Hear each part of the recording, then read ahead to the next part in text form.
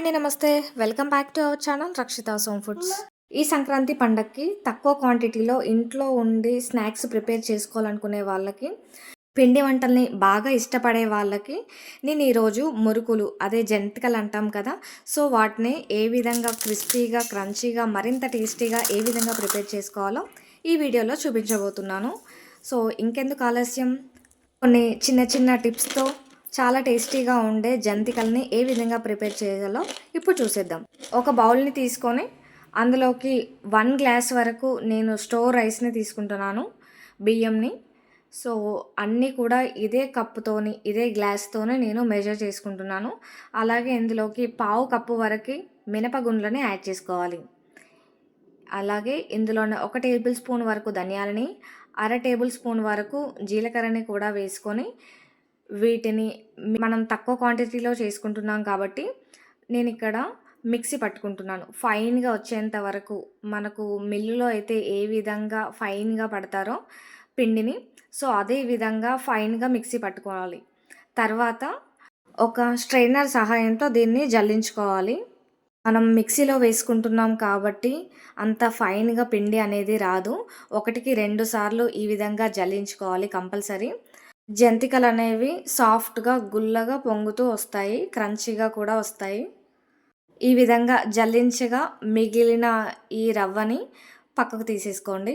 So, next ఇందులోకి అర చెంచా వరకు ఉప్పుని, అలాగే అర చెంచా కారాన్ని కూడా వేసుకుంటున్నాను. ఇందులోకి మనం వాము ఉంటుంది కదా! వాముని 1 టేబుల్ స్పూన్ వరకు ఇలా చేత్తో నలుపుకొని మొత్తాన్ని వేసేసేయాలి. సో, ఈ పిండిలోకి ఉప్పు, కారం అన్నీ కలిసేటట్టుగా మంచిగా ఒక స్పూన్‌తోని మిక్స్ చేసుకోవాలి. ఈ విధంగా అన్నీ మిక్స్ చేసుకున్న తర్వాత ఇందులోకి దీని పక్కనే స్టవ్ మీద కొన్ని వేడి వాటర్‌ని పెట్టుకోవాలి. సో, ఈ పిండిలోకి కొద్దిగా ఈ వేడి నీళ్ళను పోసుకుంటూ మనం సాఫ్ట్‌గా చపాతీ ముద్ద కంటే కొంచెం లూజ్‌గా ఉండే విధంగా కలుపుకోవాలి.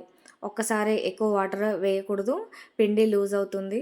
సో, కొద్దిగా యాడ్ చేసుకుంటూ మనం చూసుకుంటూ రౌండ్ బాల్ లాగా ఈ విధంగా సాఫ్ట్‌గా కలుపుకోవాలి. దీనికంటే కొంచెం సాఫ్ట్‌గా ఉండే విధంగా కలుపుకోవాలి.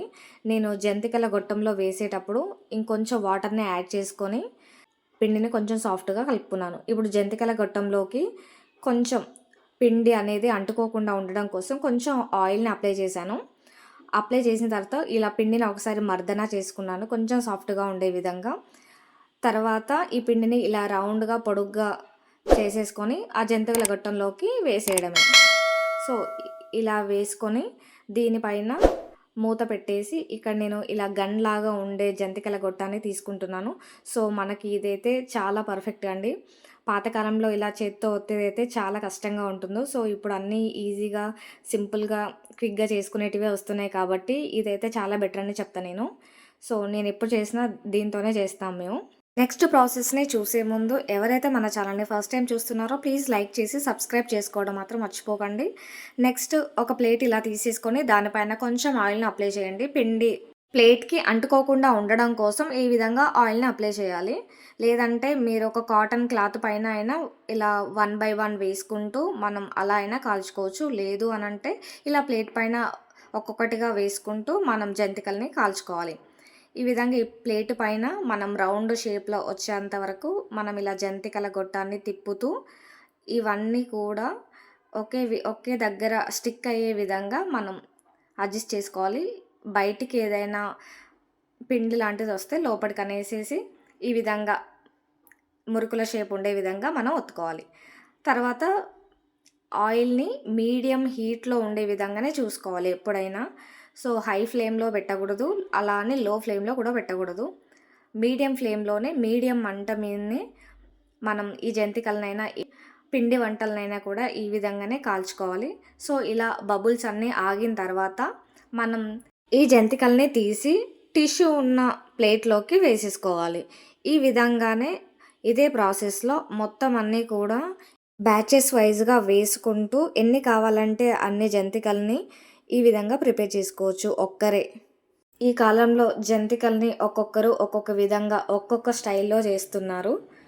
నేనిప్పుడు మినపప్పు, బియ్యం వేసి చేశాను. కొంతమంది శనగపప్పుని బియ్యంతో కలిపి చేస్తారు. కొందరు ఉట్టి శనగపప్పుతోనే చేస్తారు. మీరు ఇందులో కూడా పచ్చి వెన్నను లేదా బటర్‌ని వేసుకొని, కలుపుకొని అలా అయినా చేయొచ్చు. అవి గూడా చాలా చాలా టేస్టీగా ఉంటాయి. చూడండి మన జంతికలనేవి ఎంత క్రంచీగా వచ్చాయో. సో, తింటూ ఉంటే తినాలనిపిస్తుంది. అంత టేస్టీగా ఉన్నాయి మన జంతికలనేవి. పండక్కి మీరు కూడా ఈ విధంగా ఒక్కరే ఇలా పిండి వంటలు చేసి పెట్టండి. చాలా టేస్టీగా ఉంటుంది. చూడండి ఏమాత్రం కూడా ఆయిల్ పీల్చుకోకుండా నీట్‌గా వచ్చాయి. సో, కొంచెం ఆయిల్ పీల్చుకున్నాయి. ఇది కూడా పీల్చుకోకుండా ఉండాలంటే మనం జంతికల్ని తీసేటప్పుడు ఒక చిల్లులు ఉన్న గిన్నెలోకి వేసేసుకొని, తర్వాత కొంచెం సేపటికి మనం ఎందులో అయితే స్టోర్ చేసుకుంటామో అందులోకి వేసేయండి. ఇంత ఆయిల్ కూడా పీల్చదసలు. మనం ఏ పిండి వంటలకైనా కూడా ఫ్లేవర్‌లెస్ ఆయిల్‌ని వాడాలి. అప్పుడే అప్పాలనేవి చాలా రోజులు నిల్వ ఉంటాయి. ఈ విధంగా చేసిన ఈ అప్పాలనేవి ఒక 15-20 డేస్ పాటు నిల్వ ఉంటాయి. ఎలా ఉంది వీడియో నచ్చిందా? నచ్చితే ప్లీజ్ లైక్ చేయండి. మీ ఫ్రెండ్స్ అండ్ ఫ్యామిలీ మెంబర్స్‌తో షేర్ చేసుకోండి. అలాగే సబ్స్క్రైబ్ చేయండి. Thanks for watching. బాయ్.